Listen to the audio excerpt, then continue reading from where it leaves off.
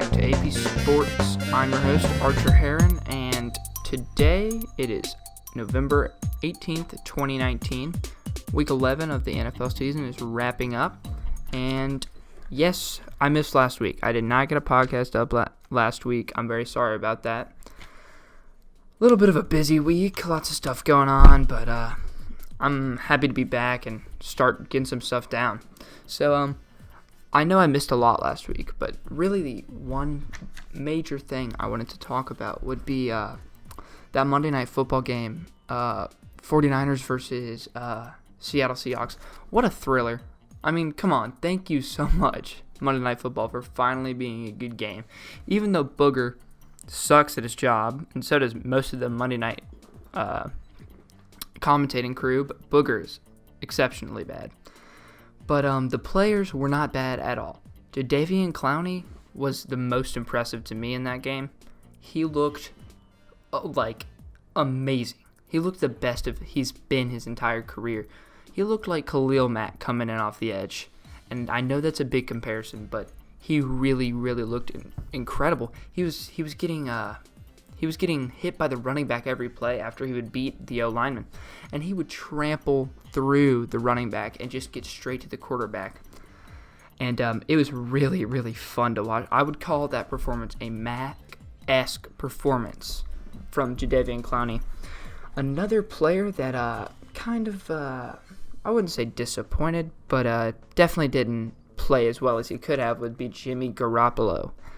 In the end, during overtime, it really looked like Jimmy Garoppolo was panicking. He was freaking out.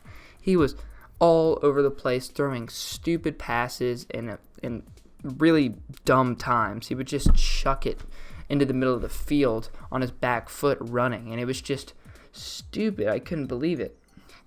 But he looked bad, I have to say. In that final drive that he had, Jimmy Garoppolo did not look good.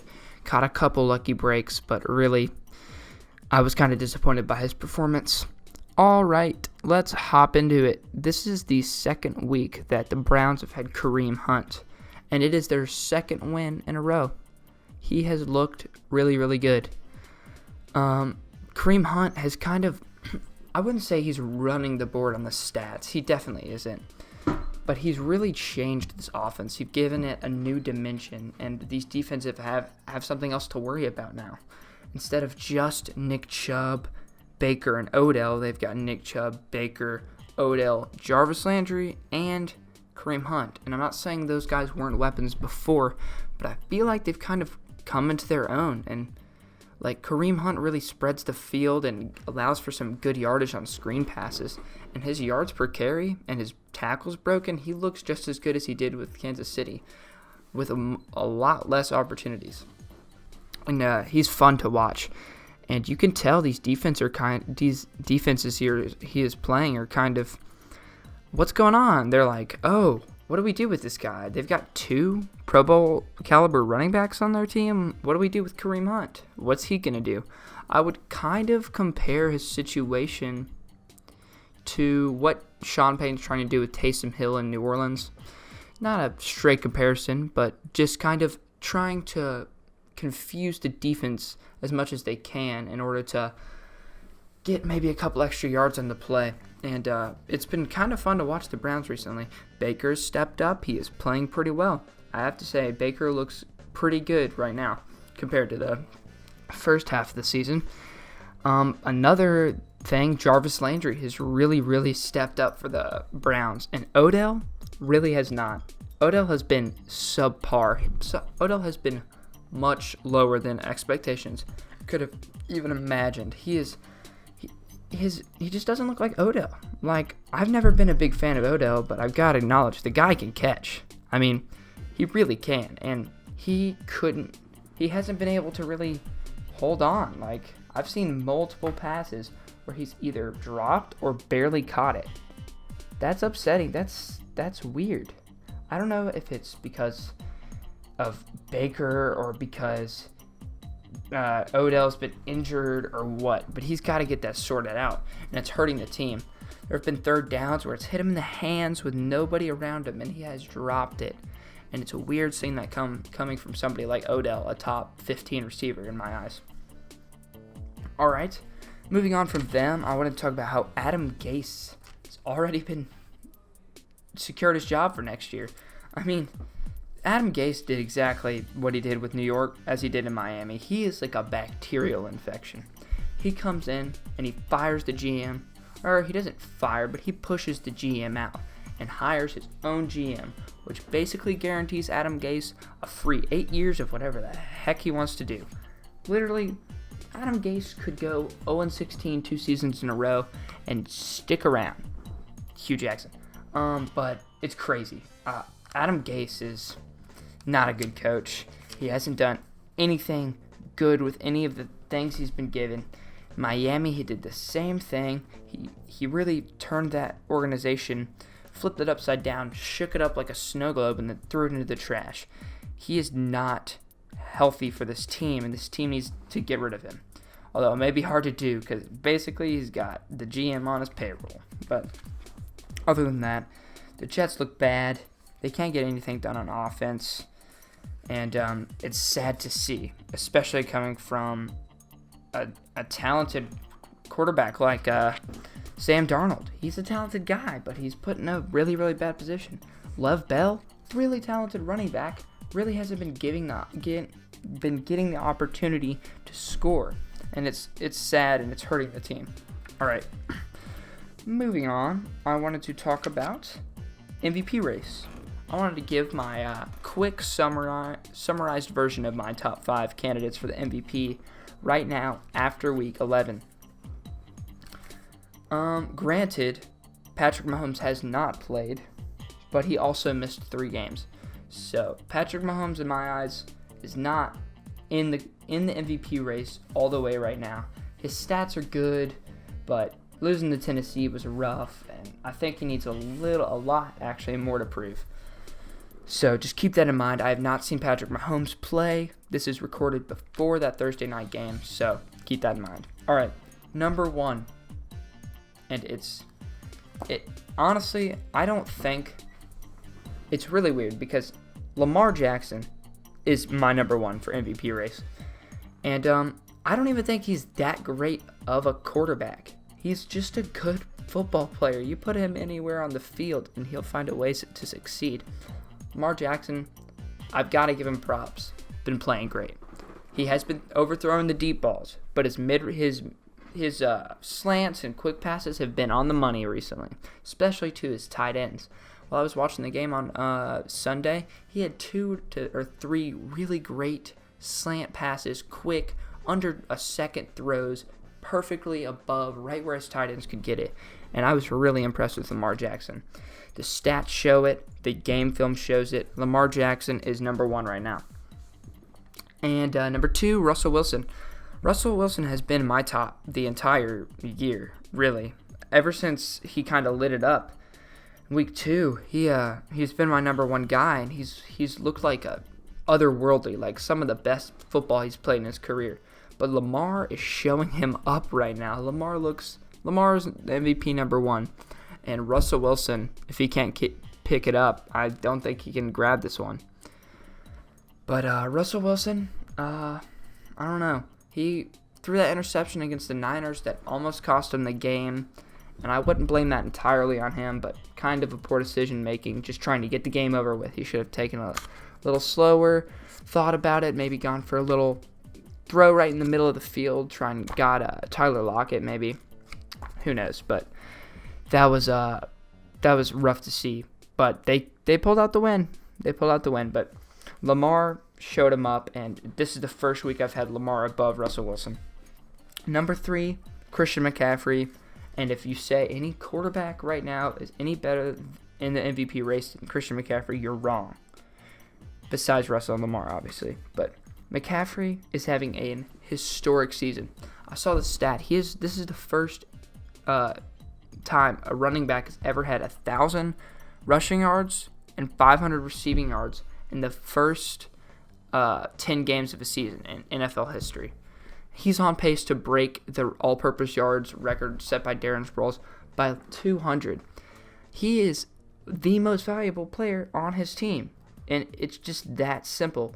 And he could be the most valuable player in the league. Christian McCaffrey gets it done in the air. He gets it done on the ground. And he gets it done when it counts, in clutch moments when he needs to perform. In the fourth quarter, he led a great drive, and it was really just on his legs. It was great. Kyle Allen has looked horrible recently, and he's found a way to succeed and help his team get into a winning position. And it's really fun to watch him. I know I say that every week, but man, is it amazingly fun to watch Christian McCaffrey juke two guys, break both their ankles, and zip into the touchdown. Number 3 on my list. Number 4, pretty controversial. I'm going to have to put Michael Thomas at 4. And I know you guys are like, what? 2 non-quarterbacks in his top 5 for MVP. This guy's crazy. Michael Thomas is having an historic season just like Christian McCaffrey. He broke the record for most catches through 10 weeks with 94. He is far and wide the best receiver in the NFL right now. If you look at the stats and if you look at how valuable he is on his team. And Drew Brees has given him an even more opportunity to seize this. He's on pace for 1,800 yards, 15 touchdowns. Those are MVP numbers for a wide receiver right there. And I'm excited to see what he can do. If he can keep it up, I don't think he will win, but I think that he deserves a lot of votes if he keeps it up. And possibly the win. But, I mean, I don't think he's going to get it. Receiver, MVP, that's just not how the NFL works right now. My 5th and final for this list for MVP race would be Deshaun Watson. And he just had a really rough game. But I've got to hand it to the guy. His O-line is horrible. And I know I'm making excuses, but goodness, I'm surprised he only got sacked 7 times in that game. He was really fine. He played fine. I wouldn't say he had a great game, but he played fine, and he lost 41-7. And it was because of his O-line, I have to say. His O-line and Lamar Jackson cooked the defense. But Deshaun Watson has proved this season that he is one of the most elite and most game-changing quarterbacks in the league. He really is the future of the league, just like Lamar Jackson. And, I mean, I think Deshaun Watson is a much better quarterback than Lamar Jackson, but only time will tell. Deshaun Watson is definitely up there, and if he has a good surge in this next half of the season, he could steal this away from both Russell, McCaffrey, Wilson, and Thomas. He could do it. You never know. That is my top 5 for MVP. I wanted to move on to the Jaguars. Nick Foles looked rusty, like a rusty knife. Just couldn't get his passes in. He didn't look fast or agile. And honestly, Nick Foles kind of excels in the IQ version of football, and he just wasn't having it. Couldn't get it done, and that cost them a loss to the Colts, who cooked Jacksonville on defense, which was weird because Jacksonville's defense has been pretty stellar this season, and I was confused as to how. And then I saw Marlon Mack at 108 yards and a touchdown, and left in the third quarter with a fractured hand. So that's rough to hear. I really am hoping Marlon can get healthy. But the Jags looked bad, and Leonard Fournette been really good this season. He's been getting it done, and what's weird is he just couldn't get his legs moving this game. He didn't seize the opportunity to really kind of turn his team into a winning team, especially with Nick Foles out for most of the season, and Leonard Fournette hasn't really stepped up. He's been playing well, but the time they needed him here when they had some quarterback trouble, they weren't having it, and Leonard Fournette couldn't excel, and it's upsetting to see, but I think that if Nick Foles can have a good week next week, they can kind of bounce back and maybe keep it alive in the AFC South. Who knows? Texans just lost. The Colts won against them, and the Titans beat the Chiefs, so that division is definitely pretty tight in there for playoff contention. All right, next thing I want to talk about would be Kyler Murray. Kyler Murray has been stellar. It has been such a thrill watching Kyler Murray. I didn't expect half of what he's done this season. He has turned this Cardinals team, who was far and wide the worst team last year, into really a contender. And I know you're like, oh, they went 0-4 in the last 4 games. They've been close games. They almost beat the Niners. Kyler Murray, with a bad defense and a horrible offensive line and decent receivers, has been destroying defenses. And like the stats he's putting up are incredible for these rookie numbers. And I'd say they rival Josh Jacobs for Rookie of the Year. What Kyler Murray has been able to do has been fantastic. And he's running the ball. He's not scared. He looks like a leader back there. I really think that he's a spark for this Cardinals organization. This whole organization could really benefit from Kyler Murray's playmaking ability, his ability to escape the pocket, his ability to get down the field, and he's super fast, quick, has really accurate throws, and the receivers are doing him a lot of favors. Christian Kirk playing really well. Larry Fitzgerald has been good. Ricky Seals-Jones, his tight end, has been fine. And the only part of this offense that's kind of lagging is David Johnson with those injuries. But they've got Kenyon Drake, fantastic running back, by the way. Haven't really been able to talk about him, but he left Miami. While he was in Miami, he was a great running back. Now that he's left and he actually has an opportunity on a good team, wow. I think Kenyon Drake has something special in front of him, and I think this offseason he's going to get put on a team that lets him excel and needs him, and I think he can really showcase his talent and prove what he's worth. But Kyler Murray, been incredible, and I know he's lost the past 4 games. They've been good games. Almost beat the Niners, and it's been really fun to watch Kyler Murray. The Cardinals are quickly evolving into one of my more favorite teams in the NFL. This rags to riches story of, oh my gosh, the Cardinals? Oh, no, Josh Rosen? Oh, wait, let's look at this guy, first pick in the draft. Okay, Kyler Murray, I like it. Wow, he's really doing some stuff, and the record might not reflect that. But man, is it cool to see Kyler Murray do what he's doing, especially this consistently. Yeah. Thank you guys so much for listening. I'm going to cut it short right here. I'm going to go watch this Thursday night football game, Chargers versus Chiefs, and enjoy the rest of the week. Make sure to tune in next week. I'm going to definitely get a podcast up and talk about everything going on in the NFL. Make sure to follow us on Instagram. We are posting news and facts daily. And make sure that wherever you're listening to this, you can find this on Spotify, YouTube, the iTunes Store. Just look up AP Sports and look for our logo. Thank you so much for listening, and have a great day.